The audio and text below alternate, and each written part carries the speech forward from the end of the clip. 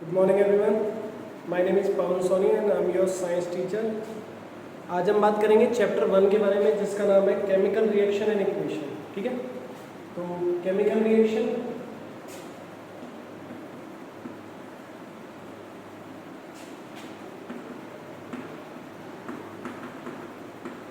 And equation, यहाँ पर ये दोनों चीज़ें जो है दोनों बिल्कुल डिफरेंट थिंग्स हैं. Chemical reaction and chemical equation both are two different things. तो पहले बात करेंगे केमिकल रिएक्शंस के बारे में.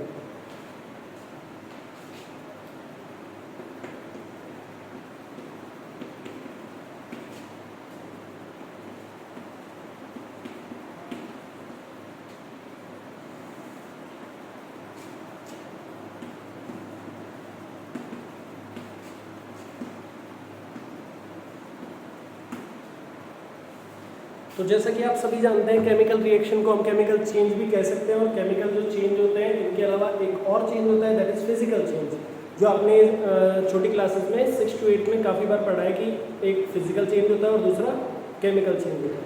फिजिकल चेंज कौन से चेंज होते हैं? जिनके अंदर आपकी जो फिजिकल प्रॉपर्टीज़ है लाइक शेप, साइज और स्टेट ऑफ मैटर चेंज होती है. Okay, now we will talk about chemical change, जिनके अंदर उनकी chemical compositions, chemical properties change होती है और उनके जो बनने वाले प्रोडक्ट होते हैं those are totally different from the substance that are reacting. Okay, so chemical reactions are chemical change. ये केमिकल चेंजेस कौन कौन से हैं? आपके डेली लाइफ में बहुत सारे केमिकल चेंजेस होते हैं जिनके बारे में आप जानते हैं, आप डेली इन्हें फेस करते हैं. Milk is left at room temperature during summer.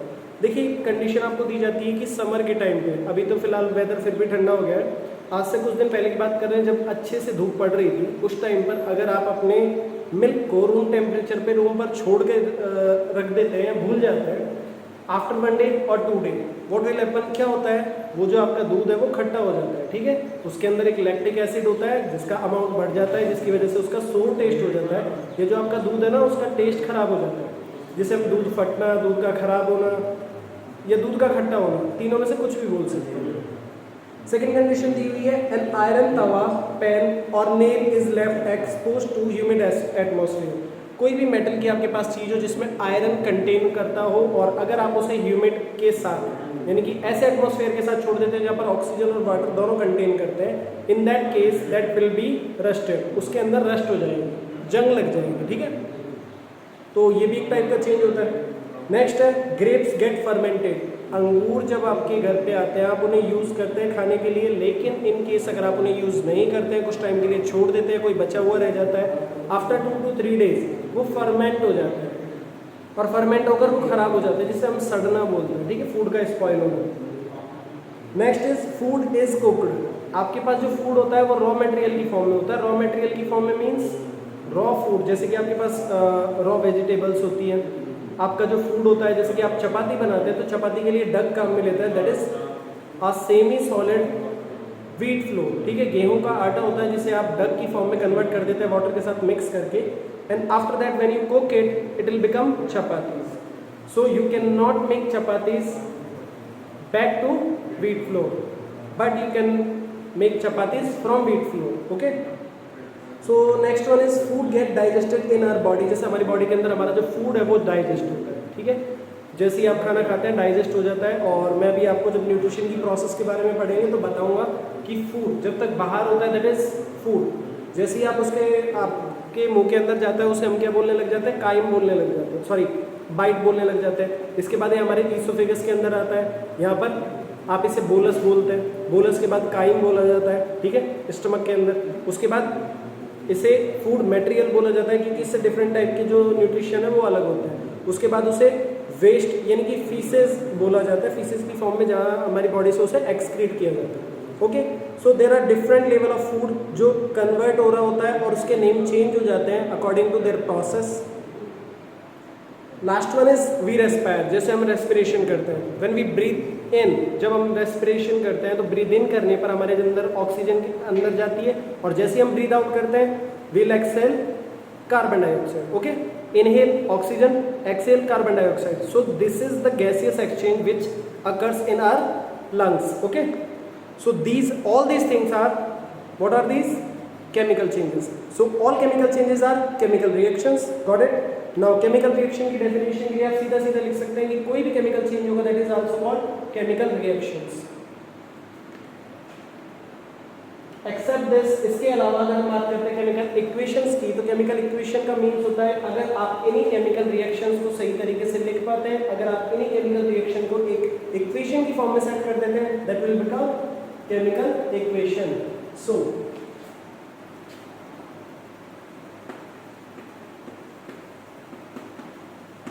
Chemical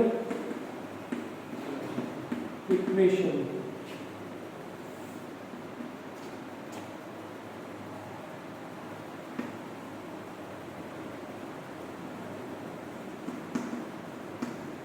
a right way to write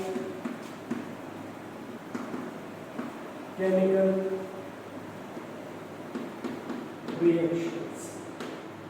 अगर आप केमिकल रिएक्शन को सही तरीके से लिख पा रहे हैं राइट वे में, that will be chemical equation. अभी सही तरीका होता क्या है? सही तरीका और गलत तरीका भी कोई चीज़ होती है क्या? इसे गलत तरीके से भी लिखा जा सकता है. एक्चुअल में आप जब भी केमिकल रिएक्शन को लिखते हैं तो अलग अलग फॉर्म होती है. अगर आप इसे मैथमेटिकल वे में लिख सकते हैं कि आपने इनमें से कौन से सब्सटेंस है जिनको रिएक्ट करवाया उसके बाद में प्रोडक्ट बनाए, या किस एक प्रोडक्ट के लिए आपने कौन कौन से रिएक्टेंट्स काम में लिए हैं, वो सारी की सारी चीज़ें किसके अंदर आ जाती हैं? केमिकल इक्वेशन के.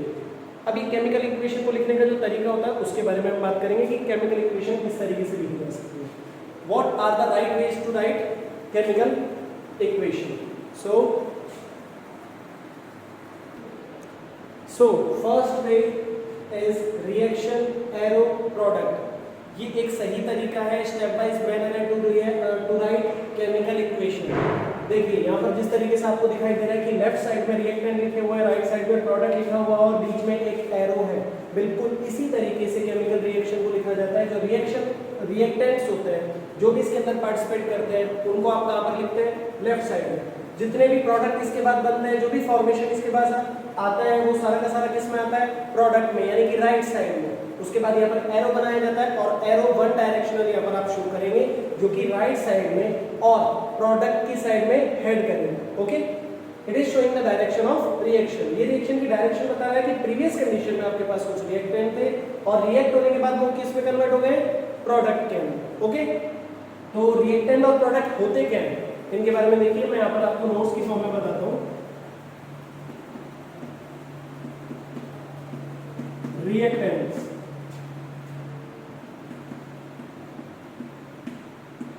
the substances participate in a chemical reaction. वो सभी सब्सटेंस जो है केमिकल रिएक्शन के अंदर पार्टिसिपेट करते हैं. All are called reactants. Now what are products?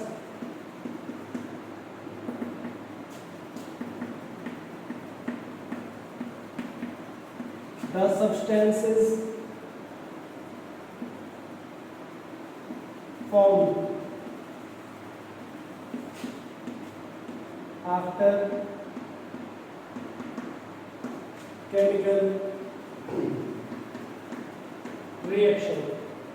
Again I am telling you, reactants क्या होते हैं? The substance participate in chemical reaction. Chemical reaction के अंदर पार्टिसिपेट करने वाले सारे के सारे सब्सटेंस रिएक्टेंट होते हैं जो पार्टिसिपेट करते हैं. ठीक है, जिनका फॉर्मेशन होना होता है, जिनका कुछ चेंज होना होता है, that reactants. Now products, what are products? The substance form after chemical reaction. Okay, towards the head direction of arrow. तो ये अपने पास हो गया. सेकंड मेथड की अगर हम बात करते हैं, राइट वे. ठीक है, इस तरीके से इसे लिखा जाता है. So the second point is the state of matter in symbolic form. उसकी जो state of matter है वो आपको symbolic form में लिखनी है, यानी कि सिंबल की फॉर्म में लिखना है. आप कंप्लीट नहीं लिखेंगे कि आपके पास मैग्नीशियम है तो वो आपके पास सॉलिड फॉर्म में, ऑक्सीजन है तो लिक्विड आपके पास गैसियस फॉर्म में. आप उसे सिंबल से रिप्रेजेंट करेंगे और सिंबल्स होते हैं कुछ इस तरीके से. वैसे तो आप जानते हैं कि स्टेट ऑफ मैटर ओनली 3 होती है, solid, liquid and gas. There is a fourth form that is called aqueous form, which is denoted to represent the gaseous state and solid state which are soluble in water. तो ऐसे solid या ऐसे gas जो water के form में dissolve हो सकते हैं या वाटर के साथ डिसॉल्व हो सकते हैं, वाटर के साथ सॉल्यूशन बना सकते हैं, उन्हें क्या कहा जाता है? Aqueous solution. उसके अलावा जो लिक्विड होते हैं वो तो डेफिनेटली वाटर के साथ डिविजिबल वाटर के साथ डिसॉल्वेबल होंगे। ओके, सो सॉलिड और गैस, ऐसे सॉलिड और ऐसे गैस जो वाटर के साथ डिसॉल्व हो सकते हैं उन्हें एक्वस सॉल्यूशन कहा जाता है। इनके लिए आप क्या डिनोट करेंगे? एक। ये कुछ एग्जांपल में आएगा, वहां पर मैं आपको एक्सप्लेन कर दूंगा तो आपको समझ में आ गया होगा। अब थर्ड जो पॉइंट होता है वो मैं आपको बताता हूं। Okay, so third point is catalyst above and below the arrow. Catalyst को एरो के अबोव, ऊपर और नीचे दोनों जगह लिखा जाएगा, ठीक है। कैटलिस्ट क्या होता है वो भी आपको जानना जरूरी है। The factor which can change the speed of reaction. कुछ रिएक्शन के अंदर जो स्पीड होती है वो आपकी अनवांटेड स्पीड होती है। अनवांटेड स्पीड का मतलब कि आप उस रिएक्शन को जल्दी से परफॉर्म कराना चाहते हैं लेकिन it takes time so long, like hours, like days और लाइक मंथ्स। तो आपको उसे जल्दी परफॉर्म कराने के लिए क्या चाहिए होता है? कुछ कैटलिस्ट चाहिए होते हैं that can rise up its speed, जो उसकी स्पीड को बढ़ा सके। ओके, सेम वे अगर आप देखते हैं कुछ रिएक्शन ऐसी होती है जिनकी स्पीड बहुत ज़्यादा फास्ट होती है, आप उन्हें स्लो कराना चाहते हैं। To slow down the speed you have to use catalyst. तो वो कैटलिस्ट क्या क्या होते हैं उनके कुछ एग्जांपल मैं आपको बताता हूँ बेसिक फॉर्म में। आपने अपने घरों पर अचार रखा हुआ देखा होगा, ठीक है। तो जो आपके पास पिकल होता है उस पिकल के कुछ स्लाइसेस होते हैं, चाहे वो मैंगो हो, लेमन हो, ठीक है, किसी भी तरह का आपके पास पिकल है उसके कुछ स्लाइसेस होते हैं। आप बहुत अच्छे से जानते हैं कि उनको एक जार में, कंटेनर में पैक करके रखा जाता है जो कि एयर टाइट होता है, फिर भी उसको एयर से दूर रखा जाता है। बाहर की जो एयर होती है जिसमें ऑक्सीजन होती है उसके कांटेक्ट से दूर रखा जाता है। That is why those container are filled with oil. आपका जितना भी मटेरियल होता है उसमें चाहे जितने भी स्पाइसेस हैं, स्लाइसेस हैं, वो सब के सब वाटर के अंदर, ऑयल के अंदर डिप रहते हैं। ऑयल के अंदर डिप रहने से क्या होता है कि बाहर की जो ऑक्सीजन है उनके साथ कांटेक्ट नहीं कर पाती और उन्हें कंटेमिनेट नहीं कर पाती। एक्चुअल में ऑक्सीजन के अंदर या कहीं बाहर की जो एयर होती है उसके अंदर कुछ जर्म्स होते हैं। वो जर्म्स क्या करते हैं, या फंगस होते हैं, लाइकेन होते हैं, वो क्या करते हैं उसके ऊपर बैठ जाते हैं या एयर के कांटेक्ट से वहाँ पर आ जाते हैं और जैसे ही उन्हें न्यूट्रिशन मिलता है they can build up their colony. उनकी कॉलोनीज डेवलप हो जाती है और वो कंबाइंड फॉर्म में क्या बना लेती है? फंगस, जो आपको क्लियरली विजिबल होती है। इसलिए आप उसे पूरे तरीके से डीप डाउन रखते हैं। ओके, सेम वे में अगर मैं बात करता हूँ कि आपके जैसे चिप्स या वेफर के पैकेट होते हैं, ठीक है, मैंने लाइव क्लास में भी अभी बताया था कुछ देर पहले, जो पैकेट्स होते हैं उनके अंदर एयर फिल होती है। अब वो जो एयर फिल होती है वो कौन सी एयर होती है? That is nitrogen. नाइट्रोजन के फिल होने से क्या होता है कि आपके जितने भी फूड पार्टिकल होते हैं जो कि जल्दी से कंटेमिनेट हो सकते हैं, जल्दी से स्पॉइल हो सकते हैं, उनकी स्पॉइलेशन की जो स्पीड होती है दैट कैन डीप डाउन, वो कम हो सकती है, दैट कैन कम डाउन। कैसे होती है? आपने पटेटो जो है, पटेटो से बनी हुई कुछ चीज़ें घर पे बनाकर देखी होंगी। कई बार घर पे जो पटेटो चिप्स बनाते हैं, फ्राइज बनाते हैं, ये सारी की सारी चीज़ें, और स्पेशली जब वो ऑयल के कांटेक्ट में आ जाता है ऐसी चीज़ें बहुत जल्दी से खराब हो जाती है, स्पॉइल हो जाती है। तो उनको उस स्पॉइलर से बचाने के लिए, बाहर के ऑक्सीजन के कांटेक्ट में नहीं रखने के लिए उसके अंदर हम नाइट्रोजन को फिल करते हैं। That nitrogen take it away from spoilage. तो आप देखते हैं कि वही चिप्स जो घर पे 2 दिन में खराब हो रही थी वो पैकेट के अंदर 4 मंथ्स की एक्सपायरी डेट के साथ आती है, जस्ट बिकॉज उसके अंदर वो नाइट्रोजन है। तो वो नाइट्रोजन का भी एक एज होती है कितनी, लगभग 4 मंथ्स के something. That is why it has expiry date of 4 months approximately.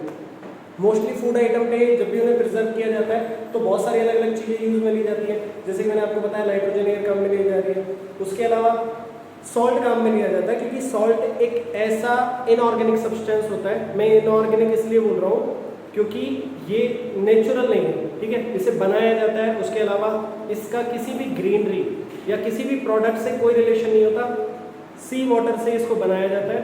और जो आपका सॉल्ट होता है इसमें कभी भी कीड़े नहीं पड़ते। इसके अंदर आप कोई भी चीज़ रखेंगे वो सबसे ज़्यादा लंबे टाइम तक स्टोर रह सकती है। उसके अलावा इनमें शुगर डाल के इसकी स्पीड को कम किया जा सकता है। जैसे शुगर डालने से क्या होता है कि उनकी जो कंटेमिनेशन की स्पीड है, खराब होने की स्पीड है, वो कम हो जाती है।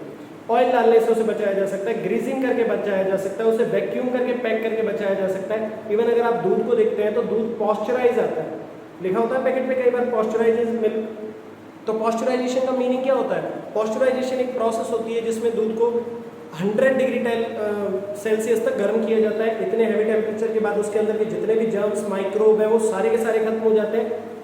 एट दैट मोमेंट बिल्कुल उसी टाइम पर उसे बहुत ठंडा करके जल्दी से पैकेट में पैक कर दिया जाता है, क्योंकि जिस वक्त उसे गर्म किया उसके अंदर के माइक्रोब कैंसिल हो चुके हैं या कहीं पूरे तरीके से ऑफ हो चुके हैं, गायब हो चुके हैं। उसके बाद जैसे ही उसे पैक कर दिया जाता है, अब बाहर के कॉन्टैक्ट से उसका कोई लेना देना नहीं होता और वो लंबे समय तक चल सकता है। डेयरी प्रोडक्ट जो होते हैं लगभग आपके 5 to 7 डेज की एक्सपायरी डेट के साथ आते हैं, ठीक है, वो उसे बचाने का यही तरीका होता है। अब ये प्रोसेस कैसी है, स्लो प्रोसेस है, होने को तो 2 या 4 डेज हो रहे हैं, लेकिन फिर भी हम चाहते हैं कि ये और भी ज़्यादा स्लो हो जाए। तो इन्हें स्लो करने के लिए हम इनके अंदर कुछ पार्टिकल यूज़ करते हैं। सॉल्ट हमने यूज़ किया, शुगर हमने यूज़ की, ऑयल हमने यूज़ किया, तो ये सारी चीज़ें क्या कर रही हैं, उसकी स्पीड को डाउन कर रही हैं। और स्पीड डाउन करने की इसी कैपेसिटी को देखते हुए इन्हें कहा जाता है कैटलिस्ट। ओके, कुछ ऐसी चीज़ें होती हैं जिनकी स्पीड आपको फास्ट करनी होती है। फास्ट करने के लिए कैसे, जैसे कि आपको कोई भी आर्टिफिशियल या मैन मेड प्रोजेक्ट है, कोई प्रोडक्ट है, वो आपको लैब के अंदर बनाना है, ठीक है,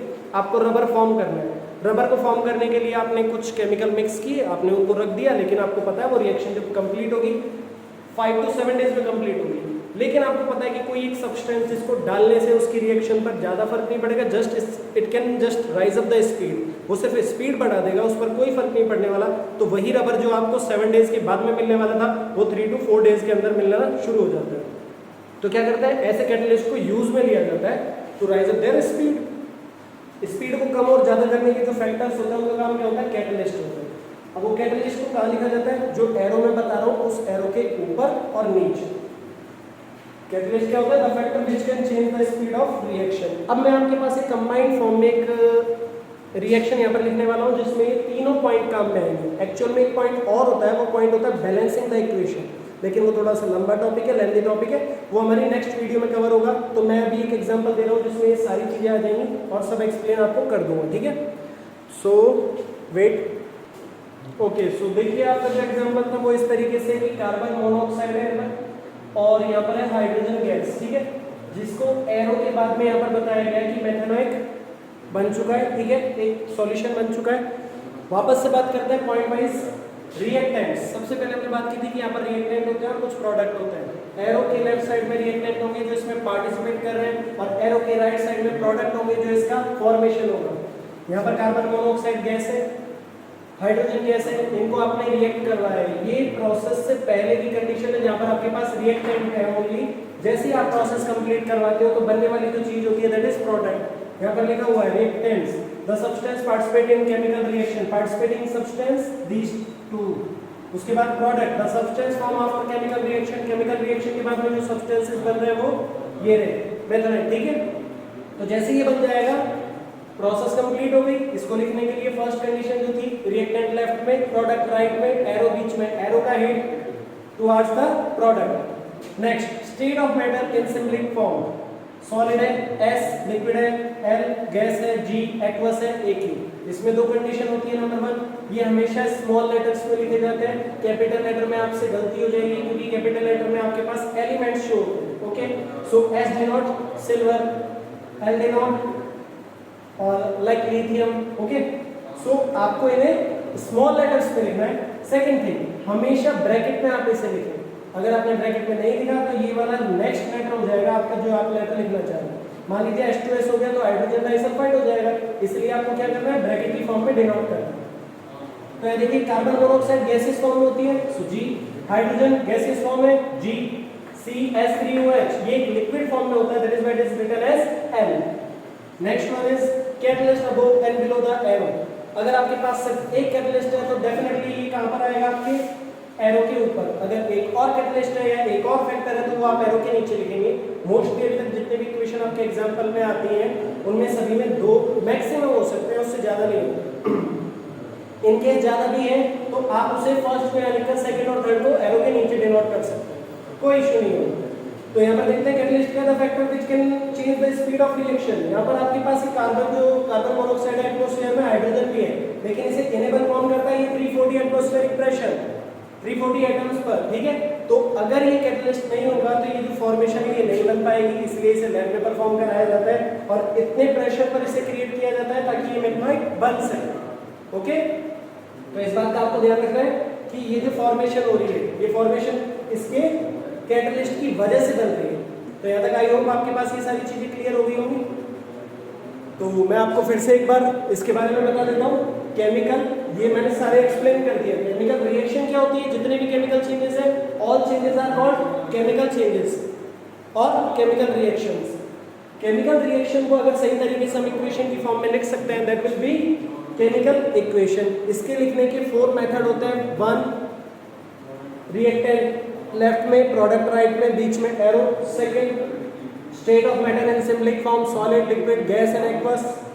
third catalyst above below the arrow, arrow के ऊपर कैटलिस्ट और एरो के नीचे कैटलिस्ट जो इसकी स्पीड को अप कर सकता है या डाउन कर सकता है। लास्ट आपका जो नेक्स्ट वीडियो में आने वाला है वो है बैलेंसिंग द इक्वेशन। इक्वेशन को बैलेंस कैसे किया जाता है, तो बैलेंस करने के लिए आपको पता है जिस तरीके से वेइंग मशीन होती है जो दोनों साइड को कंपेयर करती है और जब इक्वल आता है that is the actual value. So same उसी तरीके से आप इसके जो मास है, इसके जितने भी नंबर ऑफ कंपाउंड है, नंबर ऑफ एलिमेंट्स है, आयंस है, उनको इक्वल करेंगे। यहाँ पर एक लॉ फॉलो होगा, उस लॉ के बारे में मैं आपको बताऊंगा, कुछ एग्जांपल्स होंगे और एक पूरी वर्कशीट हम फॉलो करेंगे। तो ओके स्टूडेंट्स, आज के लिए इतना ही। Thank you.